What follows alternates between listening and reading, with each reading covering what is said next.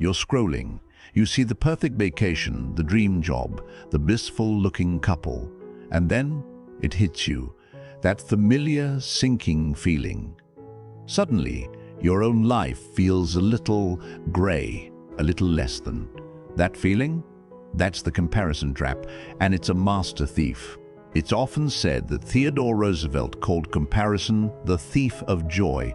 More than a century later, in our world of perfectly curated digital lives, his words had never hit closer to home. Comparison is that quiet habit that scrolls through social media with us, whispering that we're not enough, that we're falling behind. But what if I told you that feeling isn't a personal failure? It's a natural human tendency, one that's been put on steroids by the technology in our pockets. Today, we're not just going to talk about the problem. We're going to walk through 4 real, actionable shifts you can make starting right now to take back your joy and start living your own life, both online and off. Topical Section 1. The Problem and Agitation. Why comparison is a joy thief. The urge to compare ourselves to others is baked into our DNA. Our brains are wired for it. It's a quick way to figure out where we stand in the social pecking order. But here's the catch.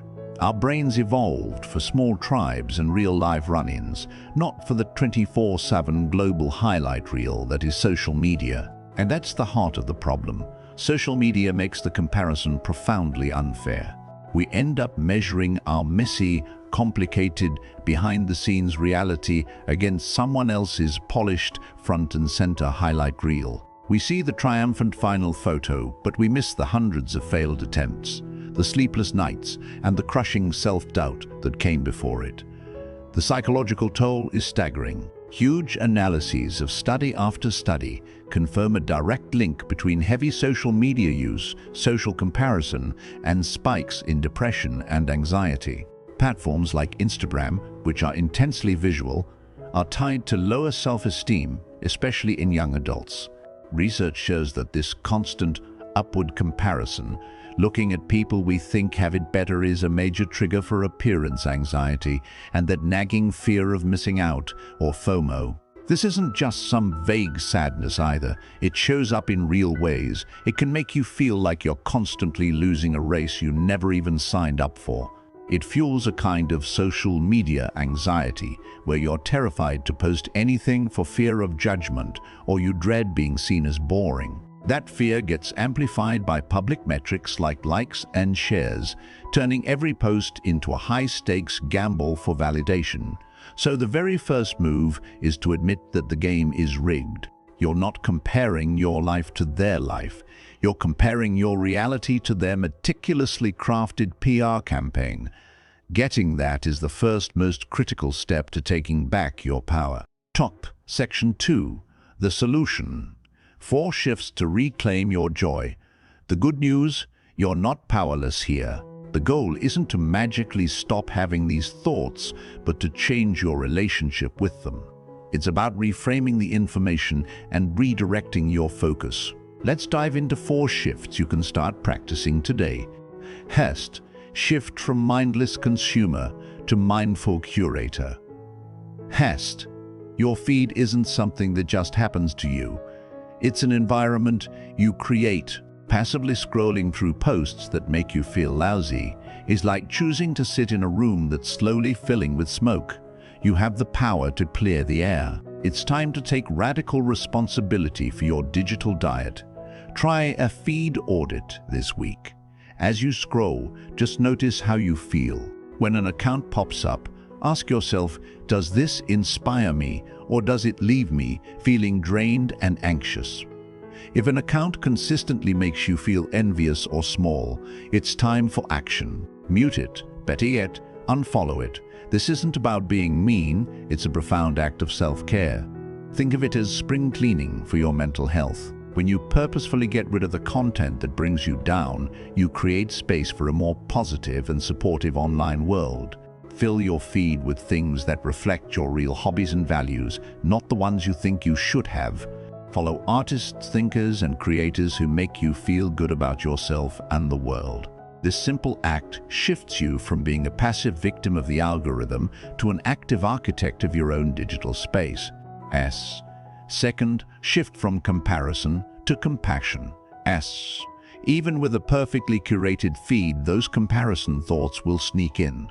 The trick is to change how you react when they do. The usual instinct is to beat yourself up for feeling jealous, which just piles shame on top of the pain. Instead, try this technique rooted in mindfulness. Asterisk, name it to tame it. Asterisk.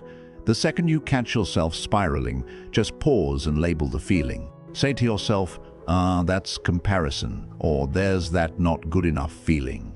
This simple act creates a tiny bit of distance. It pulls you out of the emotion and turns you into an observer of it.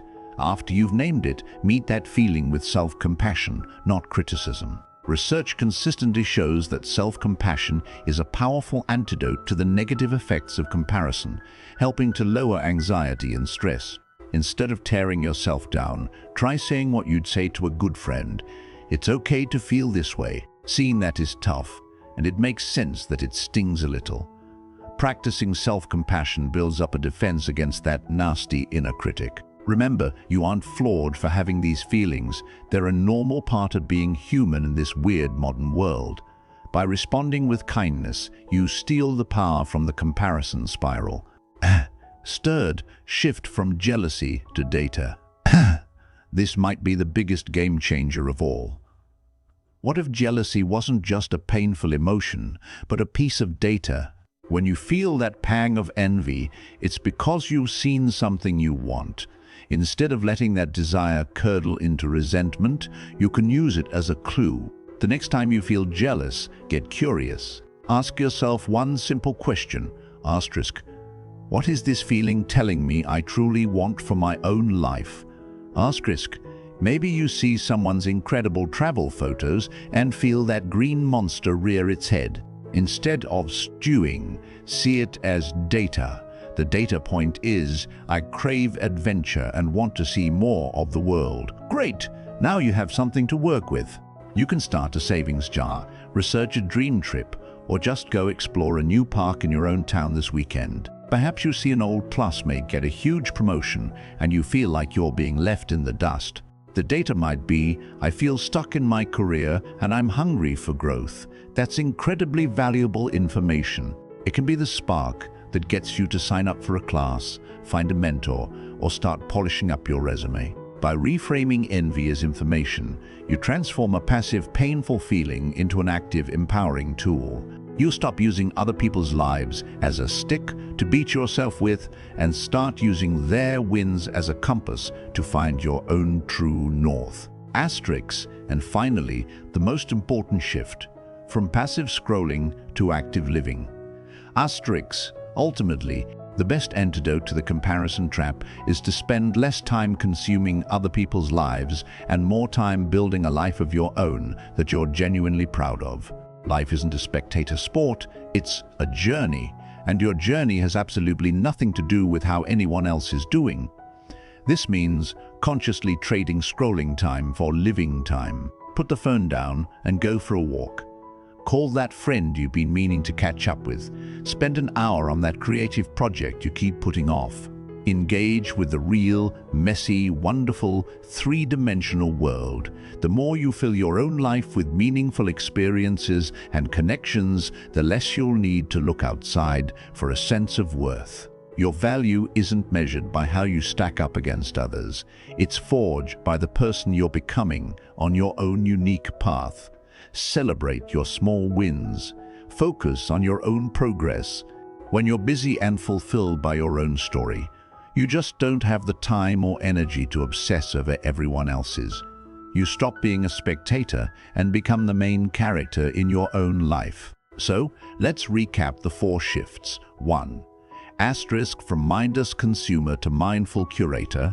Asterisk, own your feed. 2. Asterisk, from comparison to compassion. Name the feeling and meet it with kindness. 3. Asterisk, from jealousy to data. Asterisk, use envy as a compass. 4. Asterisk, from passive scrolling to active living. Asterisk, be the main character of your own life. Breaking free from the comparison trap isn't a one-and-done fix. It's an ongoing practice of awareness and intention. It's about choosing again and again to bring the focus back to your own journey. Remember, you are far too unique to be fairly compared to anyone else. Your gifts, your challenges, your timeline, they are all yours. So let go of the illusion that you're falling behind. You're not behind. You're not ahead. You are exactly where you need to be. Find joy in your own unrepeatable, unfolding story. That's where your real life is waiting for you.